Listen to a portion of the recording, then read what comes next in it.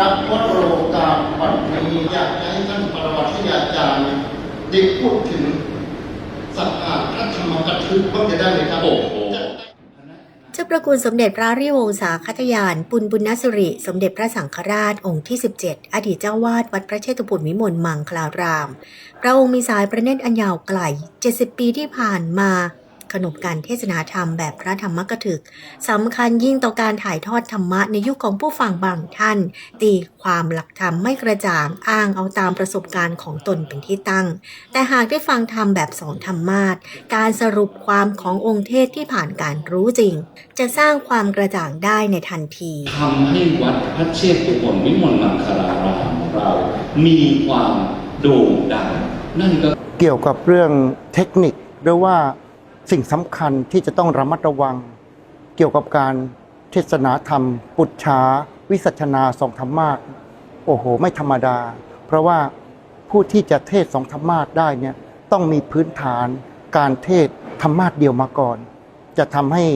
เป็นพื้นฐานที่สำคัญในการอัพขึ้นมาสู่การเทศสองธรรมาส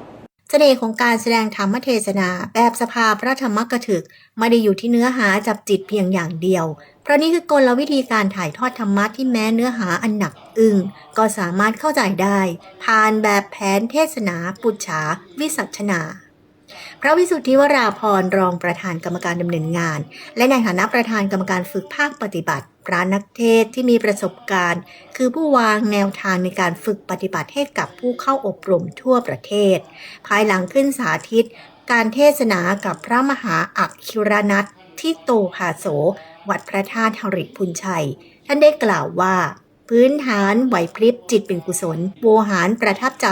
คือหัวใจสำคัญของการเทศนาแบบถามตอบต้องมีพระธรรมกถึกด้วยเช่นกันสภาพระธรรมกถึกก็เปรียบเหมือนรัฐสภาครับถ้าประเทศแต่ละประเทศก็ต้องมีรัฐสภาในการบริหารถามว่าอะไรสำคัญที่สุดในการเทศสองธรรมาสตอบว่าปฏิภาณไหวพริบเพราะไม่ใช่การเทศคนเดียว